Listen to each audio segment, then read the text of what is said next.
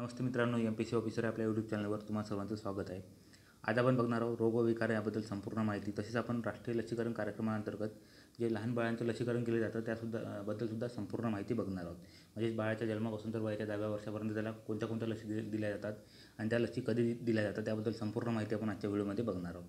चला तर मग स्टार्ट करूया आजच्या आपल्या व्हिडिओला आणि बघूया रोग विकार व लसीकरण याबद्दल संपूर्ण माहिती. रोगांचे प्रकार, टाईप ऑफ डिसीज. ज्या कारणामुळे रोग होतात त्यानुसार रोगांचे काही प्रकार पडतात, तर ते आपण आता इथे बघणार आहोत. तर पहिला आहे जीवाणूजन्य रोग किंवा बॅक्टेरियल डिसीज, हा जीवाणूमुळे होतो. त्यानंतर आहे विषाणूजन्य रोग किंवा व्हायरल डिसीज, हा विषाणूमुळे होतो. त्यानंतर आहे आदिजीवजन्य रोग किंवा प्रोटोजोअल डिसीज, हे आदिजीवांमुळे होतात. त्यानंतर आहे कवकजन्य रोग किंवा फंगल डिसीज, हे कवकांमुळे होतात. त्यानंतर आहे कृमीजन्य रोग किंवा वॉर्म डिसीज, हे कृमीमुळे होतात. तर यामध्ये आता सर्वप्रथम आपण बघणार आहोत जीवाणूजन्य रोग किंवा बॅक्टेरियल डिसीज.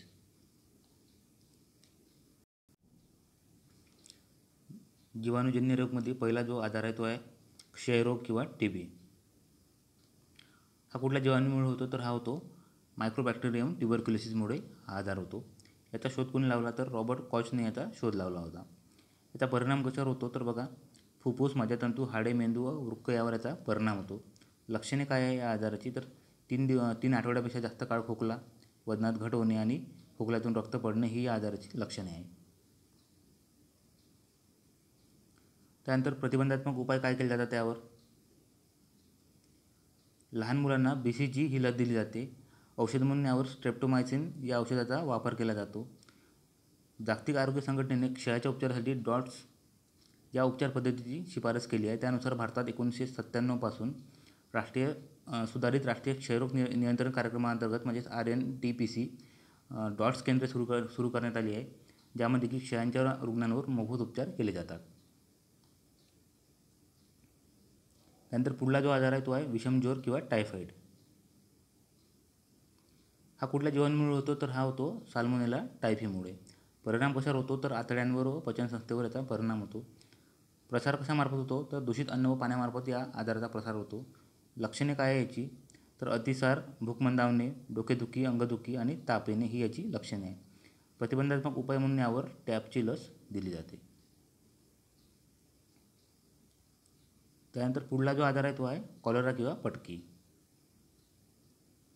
हा कुठल्या जीवाणूमुळे होतो तर हा होतो विब्रिओ कॉलरीमुळे. परिणाम कशावर होतो तर अन्ननलिका व पचनसंस्थेवर याचा परिणाम होतो. प्रसार कशामार्फत होतो तर दूषित पाण्यामार्फत याचा प्रसार होतो. लक्षणे काय आहे तर अतिसार, मळमळ, पोट दुखणे आणि डिहायड्रेशन ही याची लक्षणे आहे.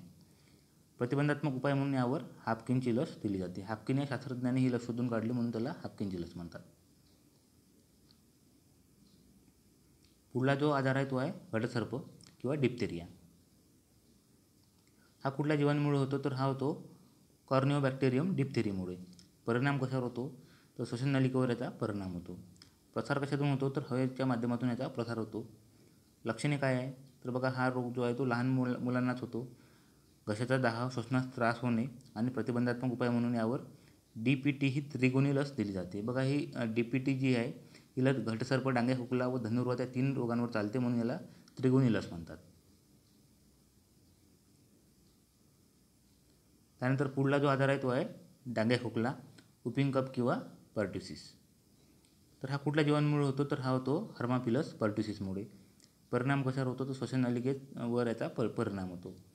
प्रसार कशातून होतो तर हवेच्या माध्यमातून याचा प्रसार होतो. लक्षणे काय आहे तर दीर्घकाळ खोकला आणि प्रतिबंधात्मक उपाय म्हणून यावर DPT ही त्रिगुणी लस दिली जाते. त्यानंतर पुढला जो आजार आहे तो आहे धनुर्वात किंवा टिटॅनस. हा कुठल्या जीवाणूमुळे होतो तर हा होतो क्लॉस्ट्रिडियम टिटॅनीमुळे. परिणाम कशावर होतो याचा तर मध्यवर्ती चेतासंस्थेवर याचा परिणाम होतो. प्रसार होतो हवेच्या माध्यमातून. लक्षणे काय याची तर जखम सडणे, ताप येणे व दातखिळ बसणे. प्रतिबंधात्मक उपाय म्हणून यामध्ये DPT ही त्रिगुणी लस दिली जाते.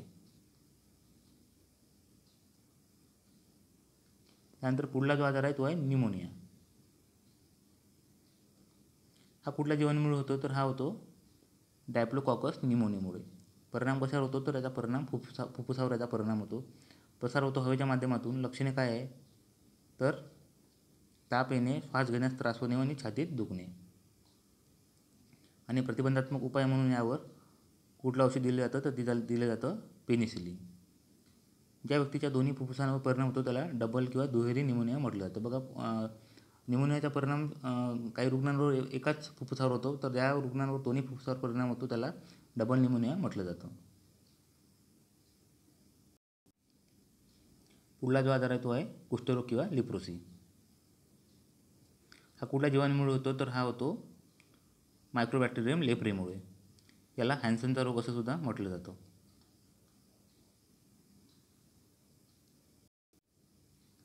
परिणाम कशावर होतो याचा तर बघा, परिघीय चेतासंस्थेवर, त्वचा, स्नायू, डोळे आणि अस्थियावर याचा परिणाम होतो. प्रसार कशाच्या माध्यमातून होतो तर हवा आणि दूषित पाण्याच्या माध्यमातून याचा प्रसार होतो. लक्षणे काय आहे तर त्वचेवर चट्टे पडतात आणि हाताची व पायाची बोटे जळू लागतात. कधीकधी संपूर्ण हात किंवा पायसुद्धा नाहीसा होतो. यावर प्रतिबंधात्मक उपाय काय आहे मग तर यावर प्रतिबंधात्मक उपाय म्हणून MDT म्हणजेच मल्टी ड्रग्स थेरपी ही उपचार पद्धती वापरली जाते. यामध्ये डायअमिनो डायफिनाइलसल्फोन, डॅप्सोन रिफॅम्पिसिन, डॅप्सोन क्लोफॅझिमाइन, प्रोटायनोमाइड आणि इथायनोमाइड या औषधांचा वापर केला जातो.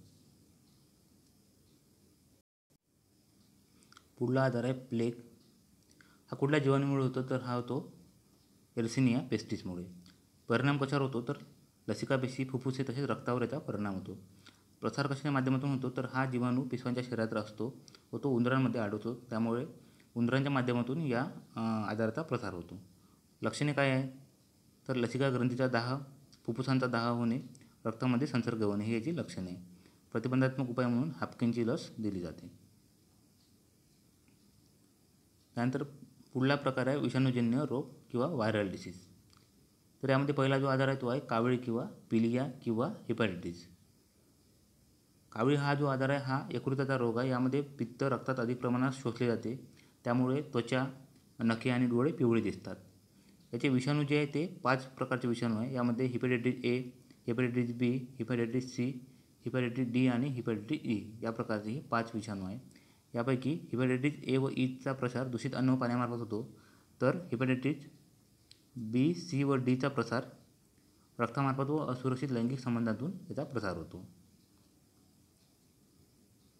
त्यानंतर यांची लक्षणे काय आहे तर बघा, हेपॅटायटिस A ची लक्षणे आहे त्वचा व डोळे पिवळे दिसतात, गर्द पिवळी लागवी, मळमळ, थकवा, त्यानंतर हिमोग्लोबिनचे प्रमाण कमी होणे आणि यालाच पिवळा कावीळ असे सुद्धा म्हटलं जाते. हेपॅटायटिस B ची काही लक्षणे आहे तर यामध्ये त्वचा व डोळे पांढरे दिसतात आणि याला पांढरा कावीळ म्हटलं जाते. आणि प्रतिबंधात्मक उपाय काय आहे याच्यावर तर बघा, हेपॅटायटिस A व B ला लस उपलब्ध आहे, C व D ला लस उपलब्ध नाही आणि D ला B ची लस चालते.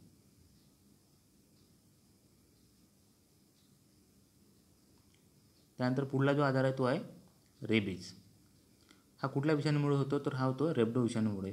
परिणाम कशावर करतो तर मध्यवर्ती चेतासंस्थेवर याचा परिणाम होतो.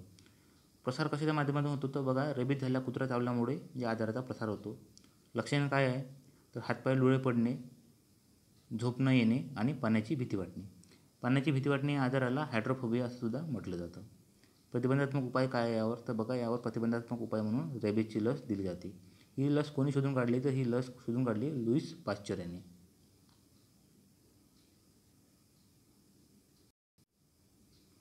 त्यानंतर पुढला आजार आहे पोलिओ.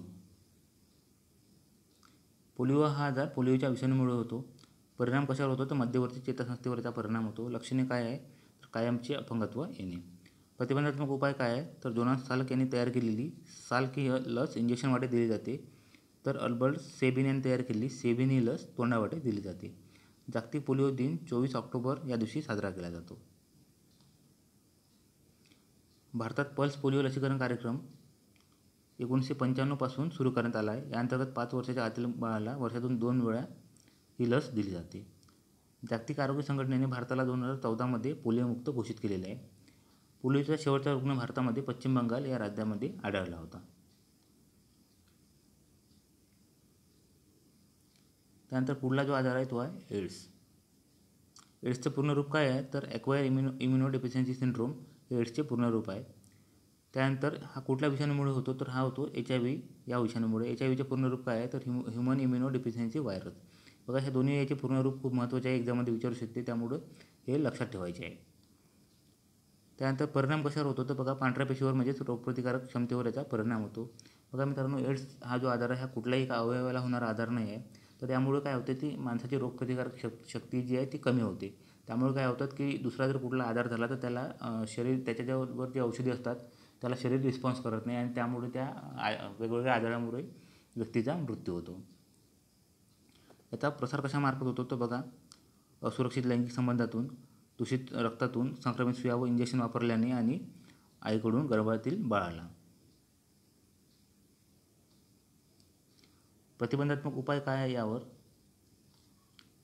तर बघा असुरक्षित लैंगिक संबंध टाळणे, रक्तपराधन करताना रक्ताची चाचणी करून घेणे, दूषित सुया व इंजेक्शन न वापरणे, इलिसा व EIA या चाचण्या एड्सचे रुग्ण तपासण्यासाठी करतात.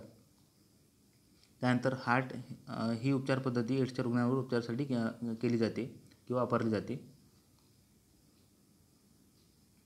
त्यानंतर लैंगिकरित्या पराशित होणारे रोग किंवा सेक्शुअली ट्रान्समिटेड डिसीज यांना STD असं सुद्धा म्हटलं जातं. यामध्ये कोणते कोणते रोग येतात मग, तर बघा AIDS, hepatitis B, gonorrhoea, genital herpes, कॉन्क्राइट, त्यानंतर श्लामाइडिया, लिम्फोमा आणि सिफिलिस इत्यादी रोग यामध्ये येतात आणि याच रोगांना गुप्तरोग असं सुद्धा म्हटलं जातं. पुढला जो आजार आहे तो आहे देवीचा रोग किंवा स्मॉलपॉक्स. हा कुठल्या विषाणूमुळे होतो, तर हा होतो व्हॅरिओला या विषाणूमुळे. परिणाम कशावर होतो, तर चेतासंस्थेवर व त्वचेवर याचा परिणाम होतो. प्रसार कशाच्या माध्यमातून होतो, तर प्रसार होतो हवेतून व खोकल्यातून. लक्षणे काय आहे, तर ताप येणे व अंगावर पुरळ येणे. प्रतिबंधात्मक उपाय काय केले जातात त्यावर, तर यावर लस म्हणून देवीची लस दिली जाते. या लसीचा शोध कोणी लावला होता, तर याचा शोध लावला होता एडवर्ड जेन्नर याने. त्यानंतर पुढला जो आजार आहे तो आहे कांजिण्या किंवा चिकनपॉक्स. हा कुठल्या विषाणूमुळे होतो, तर हा होतो व्हॅरिसेला जोस्टरमुळे. परिणाम कशावर होतो, तर प्रसार कशातून होतो, तर याचा हवेतून प्रसार होतो. लक्षणे काय आहे, तर ताप, डोकेदुखी व त्वचेवर पाण्यासारखी बारीक पुरळ येतात. हा रोग एकदा होऊन गेल्यानंतर परत होत नाही. त्यानंतर पुढला आजार आहे गोवर किंवा रुबेला. हा कुठल्या विषाणूमुळे होतो, तर हा होतो पॅरामिक्सो विषाणूमुळे. परिणाम कशावर होतो, तर त्वचेवर याचा परिणाम होतो. प्रसार होतो हवेतून किंवा थुंकीतून. लक्षणे काय आहे, तर ताप, त्वचेवर लालसर पुरळ येणे ही याची लक्षणे आहे. प्रतिबंधात्मक उपाय म्हणून गोवरची लस दिली जाते किंवा MMR ही त्रिगोणी लस दिली जाते. त्यानंतर पुढला जो आजार आहे तो आहे गालफुगी किंवा मम्स. हा मम्स या विषाणूमुळे होतो. परिणाम कशावर होतो, तर लाळ ग्रंथीवर याचा परिणाम होतो. लक्षणे काय आहे, तर ताप येणे, लाळ ग्रंथीला सूज येणे, त्यामुळे गाल सुजल्यासारखे दिसतात. यावर प्रतिबंधात्मक उपाय म्हणून मम्सची लस दिली जाते किंवा MMR ही त्रिगोणी लस दिली जाते. त्यानंतर पुढला जो आजार आहे तो आहे स्वाईन फ्लू. स्वाईन फ्लू हा आजार H1N1 या विषाणूमुळे होतो. परिणाम कशावर होतो, तर श्वसनसंस्था, चेतासंस्था, पचनसंस्था व यकृतावर याचा परिणाम होतो. प्रसार कशातून होतो, तर हवेच्या माध्यमातून याचा प्रसार होतो. लक्षणे काय आहे, तर ताप, थंडी वाजणे, स्नायूंमध्ये वेदना होणे हे याची लक्षणे आहे. त्यानंतर डोकेदुखी, खोकला व अशक्तपणा.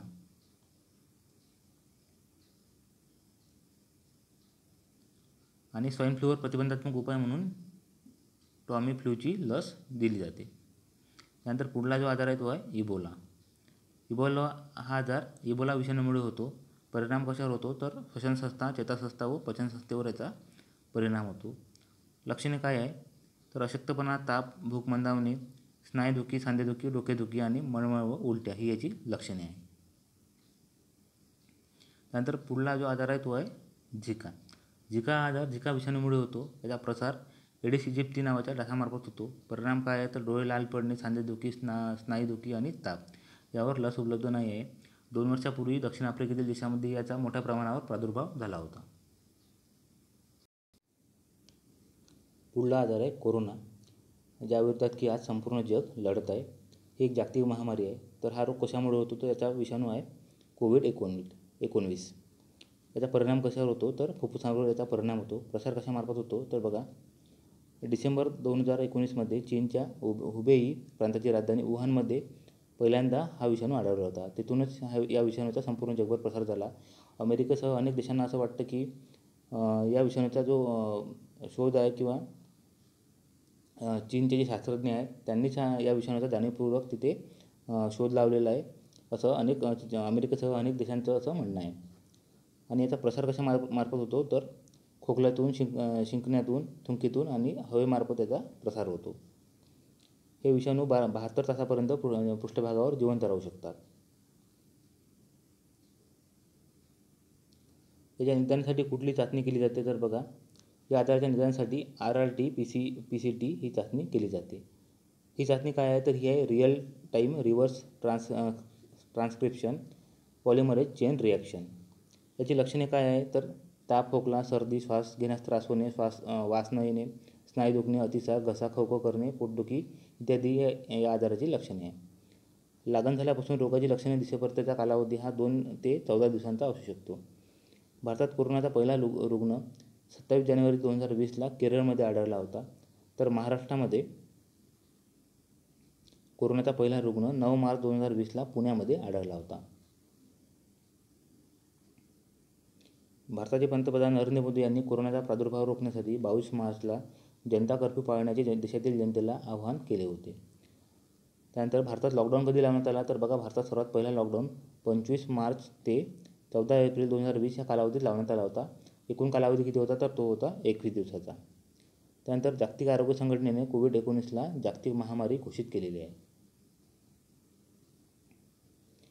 प्रतिबंधात्मक उपाय काय आहे यावर तर बघा, वारंवार साबणाने हात धुणे, तोंडाला मास्क बांधणे, एकमेकांपासून शारीरिक अंतर ठेवणे, सॅनिटायझरचा वापर करणे, विनाकारण घराबाहेर न पडणे आणि पॉझिटिव्ह रुग्णांना 14 दिवस विलगीकरण कक्षात ठेवणे. यावर कोणत्या लसीचा वापर केला जातो तर बघा, कोविशिल्ड ही सिरम इन्स्टिट्यूट पुणेने तयार केलेली लस आहे. त्यानंतर कोवॅक्सिन ही भारत बायोटेकने हैदराबादने तयार केलेली लस आहे. त्यानंतर स्पुटनिक व्ही ही रशियाची लस आहे आणि त्यानंतर फिजर ही अमेरिकेची लस आहे. तर सध्या भारतामध्ये या 4 लसींचा वापर कोरोनाविरोधात केला जात आहे. मित्रांनो, पुढे जायच्या अगोदर एक छोटीशी रिक्वेस्ट आहे की तुम्हाला जर हा व्हिडिओ आवडला असेल तर व्हिडिओला लाईक करा आणि MPSC ऑफिसर या आमच्या यूट्यूब चॅनलला सबस्क्राईब करा आणि बेल आयकॉन पण प्रेस करा.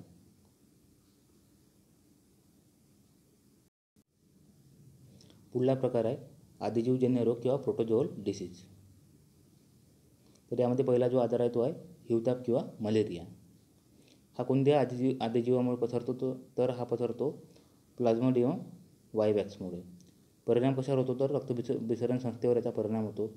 प्रसार कशाच्या मार्फत होतो तर ॲनाफिलस डासाच्या मादीमार्फत याचा प्रसार होतो. लक्षणे काय आहे तर थंडी वाजणे, ताप येणे, डोकेदुखी, सांधेदुखी इत्यादी याची लक्षणे आहेत. प्रतिबंधात्मक उपाय काय केले जातात त्यावर तर बघा, यावर औषध म्हणून क्लोरोक्विन, मेफ्लोक्विन, डॉक्झीसायक्विन आणि प्रायमाक्विन या औषधांचा यावर उपचारासाठी वापर केला जातो. तसेच डासांच्या नियंत्रणासाठी गप्पी मासे पाळले जातात. त्यानंतर पुढला आजार आहे काला आजार किंवा ब्लॅक फिवर. हा कोणत्या आदिजीवामुळे होतो तर हा होतो लेशमेनिया या आदिजीवामुळे. परिणाम कशावर होतो तर त्वचेवर याचा परिणाम होतो. लक्षणे काय आहे तर ताप, पिला व यकृतावर याचा परिणाम होतो. प्रसार कशामार्फत होतो तर सँडफ्लाय किंवा वाळू माशीमार्फत त्याचा प्रसार होतो. प्रतिबंधात्मक उपाय काय आहे तर बघा, औषध म्हणून यावर पेंटाव्हॅलेंट अँटीमोनियल्स या औषधाचा वापर केला जातो. नंतर पुढील प्रकार आहे कृमीजन्य रोग. यामध्ये पहिला आजार आहे जंतरोग किंवा ॲस्कॅरियासिस. हा कुठल्या कृमीमुळे होतो तर हा होतो ॲस्कॅरिस लुम्ब्रिकॉइड्समुळे. परिणाम कशावर होतो तर पचनसंस्था व आतडी यावर याचा परिणाम होतो. प्रसार दूषित पाणी व दूषित अन्नामार्फत. लक्षणे काय आहे तर पोटात वेदना व भूक मंदावणे. प्रतिबंधात्मक उपाय म्हणून यावर औषध म्हणून अल्बेंडाझोल, सॅन्टोनिन, हेट्राझोन आणि टेट्रामिसोल इत्यादी औषधांचा वापर केला जातो. नंतर पुढला आजार आहे हत्तीपाय किंवा फिलारियासिस. हा कुठल्या कृमीमुळे होतो तर हा होतो फायलेरिया ऑडी. परिणाम कशावर होतो तर पायाच्या त्वचेवर याचा परिणाम होतो. लक्षणे काय आहे तर कृमीमुळे पाय प्रचंड सुजतात, त्यामुळे त्याचा आकार वाढतो व त्याला हत्तीपाय असं म्हटलं जातं. प्रसार कशाच्या माध्यमातून होतो तर क्युलेक्स डासाच्या माध्यमार्फत त्याचा प्रसार होतो. प्रतिबंधात्मक उपाय म्हणून यावर औषध म्हणून अल्बेंडाझोल व इव्हरमेक्टिन यांचा वापर केला जातो. त्यानंतर पुढील प्रकार आहे पोषण द्रव्याच्या अतिसेवनामुळे होणारे रोग.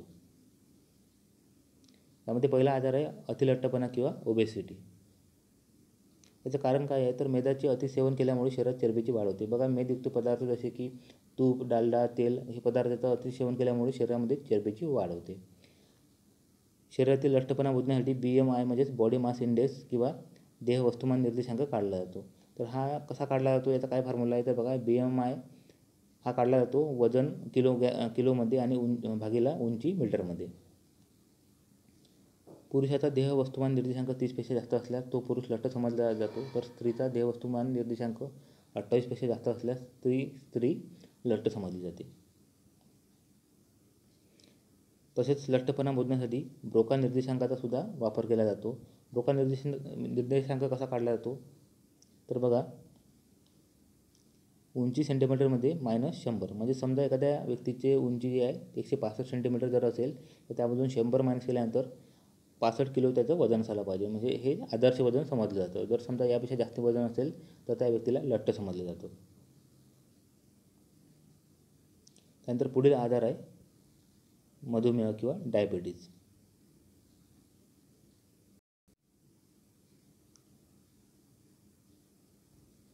याचं कारण काय आहे तर स्वादुपिंडाच्या कार्यात बिघाड झाल्याने हा रोग होतो. स्वादुपिंड या ग्रंथीतून इन्सुलिनचे उत्पादन कमी प्रमाणात होते, त्यामुळे शरीरात साखरेचे प्रमाण वाढते. बघा, स्वादुपिंड यातून इन्सुलिन नावाचे संप्रेरक स्त्रावत असते, जे की आपल्या शरीरातील साखरेवर नियंत्रण ठेवण्याचे काम करते. पण या आजारामध्ये काय होतं की स्वादुपिंड हे इन्सुलिन नावाचे संप्रेरक कमी प्रमाणात तयार करते, त्यामुळे शरीरामध्ये साखरेचे प्रमाण वाढते व मधुमेह हा आजार होतो. हा अनुवांशिक रोग आहे, म्हणजे हा एका पिढीकडून दुसऱ्या पिढीकडे ट्रान्सफर केला जातो. याची लक्षणे काय आहे तर बघा, पॉलियुरिया यात सतत लघवी लागते. त्यानंतर पॉलिडिप्सिया यात सतत तहान लागते. पॉलिफॅजिया यात सतत भूक लागते आणि अशक्तपणा, चक्कर येणे, थकवा, तसेच जखम लवकर भरत नाही. प्रतिबंधात्मक उपाय काय आहे यावर तर बघा, इन्सुलिनचे इंजेक्शन दिले जातात, तसेच आहारावर योग्य नियंत्रण ठेवावे लागते. पुढला आजार आहे अतिताण किंवा हायपरटेन्शन, याला BP सुद्धा म्हटलं जातं. अतिताण म्हणजे धमन्यातील रक्ताचा दाब वाढणे होय. साधारणतः रक्तदाब हा 120 mmHg पर 80 mmHg एवढा असतो. यापेक्षा जर दाब जास्त असल्यास त्याला अतिताण किंवा हायपरटेन्शन म्हटलं जातं. प्रतिबंधात्मक उपाय काय आहे यावर तर बघा, वजन नियंत्रित ठेवणे, नियमित व्यायाम करणे, मिठाचे प्रमाण संतुलित ठेवणे. म्हणजेच जर शरीरामध्ये सोडियमचे प्रमाण जर वाढले तर हा आजार होऊ शकतो. फळे, पालेभाज्या जास्त सेवन करणे आणि औषध म्हणून यामध्ये कॅप्टोप्रिल, क्विझाप्रिल आणि फॉसिनप्रिल, रॅम्पिप्रिल आणि क्विनाप्रिल या औषधांचा वापर केला जातो. पुढला आहे पोषण द्रव्यांच्या अभावामुळे होणारे रोग. यामध्ये पहिला जो आहे तो आहे कुपोषण किंवा मलन्यूट्रिशन. आहारातील पोषण द्रव्यांच्या कमतरतेमुळे विशेषतः कार्बोदके, प्रथिने, मेद यामुळे होणारी रोगकारक स्थिती म्हणजे कुपोषण आहे. बघा मित्रांनो, जे ग्रामीण भागात जे आदिवासी पाड्यांमध्ये किंवा जे गरीब मुले असतात त्यांना 2 टाईमचं पूर्ण अन्न जेवायला मिळत नाही. त्यामुळे काय होतात की त्यांच्या शरीरामध्ये कार्बोदके, प्रथिने आणि मेद हे जे शरीराच्या वाढीसाठी आवश्यक घटक असतात यांची कमतरता होते. म्हणजेच त्यांना एवढं कमी अन्न मिळतं की त्यांच्या शरीरामध्ये जे ऊर्जा असतात ते कार्बोदकापासून ऊर्जा बनते, पण त्यांना एवढं कमी ते जेवण मिळतं की त्यांच्या शरीरातलं जे प्रथिन आहे ते सुद्धा ते ऊर्जेसाठी वापरून टाकतात. त्यामुळे शरीर बांधणीसाठी जे आवश्यक प्रथिन असतं ते सुद्धा त्यांना मिळत नाही. त्यामुळे त्यांच्या शरीराचा जो विकास आहे तो व्यवस्थित होत नाही आणि त्यामुळे त्यांना कुपोषण हा आजार होतो. तर बघा, प्रथिनांच्या कमतरतेमुळे 2 रोगकारक स्थिती इथे आढळतात. त्यातली पहिली आहे सुकटी. ही स्थिती 1 वर्षाच्या आतील मुलांमध्ये आढळते. यामध्ये त्वचेखालील स्नायूंचा ऱ्हास होतो, त्यामुळे फक्त हाडांचा सांगाडा दिसू लागतो. या स्थितीला मानसिक तसेच शारीरिक विकास दर मंदावतो. आणि दुसरा जो प्रकार आहे ते आहे सूजवटी. ही स्थिती 1 ते 3 वर्षांच्या मुलामध्ये प्रथिनांच्या गंभीर कमतरतेमुळे आढळते. यामध्ये डोळे बाहेर येतात व पोटाचा आकार वाढतो आणि पाय वाकडे होतात. नंतर पुढील आजार आहे पेशीजन्य रोग किंवा सेल्युलर डिसीज. यामध्ये पहिला आजार आहे कर्करोग किंवा कॅन्सर. पेशींच्या अनियंत्रित वाढीमुळे शरीरात पेशींच्या गाठी तयार होतात, त्याला कर्करोग असे म्हटले जाते. याची कारणं काय आहे तर बघा, अतिनील किरणे, गॅमा किरणे, क्ष किरणे आणि रासायनिक संयुगामुळे हा आजार होऊ शकतो. यावर उपचार काय आहे तर बघा, ॲस्पिरिन या औषधाचा उपयोग या आजारावर केला जातो. तसेच टॅमोक्सिफेन या औषधाचा उपयोग स्त्रियांमध्ये होणाऱ्या स्तनांच्या कर्करोगावर केला जातो. त्यानंतर कर्करोगांच्या उपचारासाठी केमोथेरपी, रेडिओथेरपी आणि बायोप्सी इत्यादी उपचार पद्धतींचा वापर केला जातो. पुढे आहे डोळ्यांचे रोग, आईज डिसीज. यामध्ये पहिला आजार आहे निकट दृष्टिता म्हणजेच मायोपिया. यामध्ये प्रतिमा दृष्टीपटलाच्या अलीकडे पडते, त्यामुळे मनुष्याला दूरच्या वस्तू स्पष्ट दिसत नाही. यावर उपाय काय आहे तर वक्रभिंगाचा चष्मा वापरून हा रोग दूर केला जातो. अंतर्वक्रभिंग म्हणजेच कॉन्व्हेक्स लेन्स.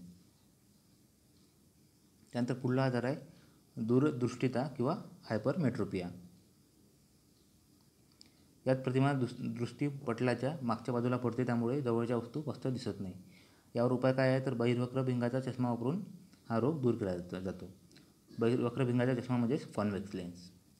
बघा मित्रांनो, इथे नावामध्ये कन्फ्यूज होऊ नका, कारण की इथे बघा निकट दृष्टीचा म्हटलं आहे, पण यामध्ये दूरच्या वस्तू स्पष्ट दिसत नाही.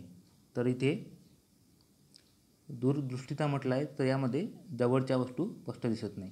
तर यामध्ये कन्फ्यूज होऊ नका. काही लोकांना असं वाटू शकतं की दूरदृष्टीचा म्हणजे दूरच्या वस्तू दिसत नसणार, पण तसं नाही मित्रांनो. इथे थोडं उलटं दिलेलं आहे यांनी. दूरदृष्टीतामध्ये जवळच्या वस्तू स्पष्ट दिसत नाही, तर निकट दृष्टीतामध्ये दूरच्या वस्तू स्पष्ट दिसत नाही. त्यानंतर पुढला आजार आहे मोतीबिंदू किंवा कॅटरॅक्ट. यामध्ये वृद्धावस्थेत नेत्रभिंग अपारदर्शक होतात, त्यावर दुधासारखा पातळ थर जमा होतो, त्याला मोतीबिंदू असे म्हणतात. यावर उपाय काय आहे तर हा रोग दूर करण्यासाठी शस्त्रक्रिया करून मोतीबिंदू काढून टाकला जातो व विशिष्ट भिंगाचा चष्मा वापरून प्रतिमा दृष्टीपटलावर पाडली जाते. त्यानंतर पुढचा आजार आहे काचबिंदू किंवा ग्लुकोमा. नेत्रपटलातील द्रवाचा दाब वाढला असता हा रोग होतो. यामध्ये नेत्रभिंग काचेसारखे अचानक बनते. यावर योग्य वेळेस उपचार न घेतल्यास कायमचे अंधत्व येऊ शकते. पुढील आजार आहे वृद्धदृष्टिता किंवा प्रेस्बिओपिस. हा रोग म्हातारपणात डोळ्याची समायोजन शक्ती कमी झाल्यामुळे होतो. उपचार बहिर्वक्रभिंगाचा चष्मा वापरून हा रोग दूर केला जातो. त्यानंतर पुढील आजार आहे रंगांधळेपणा, वर्णांधता किंवा कलर ब्लाइंडनेस. हा आजार अनुवांशिक रोग आहे. हा रोग फक्त पुरुषांनाच होतो, कारण की हा रोग X गुणसूत्रावर आधारित असतो आणि स्त्रियांमध्ये 2 X गुणसूत्र असतात, तर पुरुषांमध्ये फक्त एकच X गुणसूत्र असतो, त्यामुळे हा रोग फक्त पुरुषांनाच होतो. या रोगाला डाल्टनिझम असं सुद्धा म्हटलं जातं, कारण की डाल्टन नावाचा जो शास्त्रज्ञ होता ज्याने की अणूवर संशोधन केलं होतं, त्यालासुद्धा हा रोग होता, त्यामुळे याला डाल्टनिझम असं सुद्धा म्हटलं जातं. या रोगामध्ये व्यक्तीला लाल व हिरव्या रंगामधील फरक ओळखू येत नाही. त्यानंतर पुढील आजार आहे नाईट ब्लाइंडनेस किंवा रातांधळेपणा. हा रोग अजीवनसत्वाच्या अभावामुळे होतो आणि हा रोगसुद्धा पुरुषांनाच होतो. तर अशा प्रकारे मित्रांनो आपण रोगांबद्दल संपूर्ण माहिती बघितलेली आहे. आता आपण राष्ट्रीय लसीकरण कार्यक्रमाअंतर्गत जे लहान बाळांचं लसीकरण केले जातात त्याबद्दल संपूर्ण माहिती बघणार आहोत. राष्ट्रीय लसीकरण कार्यक्रम. स्त्री गरोदर असताना तिला TTचे 2 डोस दिले जातात. त्यामध्ये पहिला डोस जो आहे तो गर्भवती असताना पहिल्या ते दुसऱ्या महिन्यात दिला जातो आणि दुसरा जो डोस आहे तो पहिल्या डोसानंतर 1 महिन्याने दिला जातो. आणि हा कशाच्या विरोधात दिला जातो तर हा दिला जातो धनुर्वात या आजाराच्या विरोधात. त्यानंतर बाळाच्या जन्माच्या वेळी म्हणजेच बाळाचा जन्म झाल्यानंतर त्याला BCG ही लस दिली जाते. ही कशाच्या विरोधात दिली जाते तर ही दिली जाते क्षयरोगाच्या विरोधात. त्यानंतर त्याला OPVचा 0 डोस दिला जातो, म्हणजेच ओरल पोलिओ व्हॅक्सिन. याचा 0 डोस दिला जातो, हा पोलिओच्या विरोधात दिला जातो. त्यानंतर त्याला हेपॅटायटिस बी ही लस दिली जाते, ती कावीळ या रोगाच्या विरोधात दिली जाते.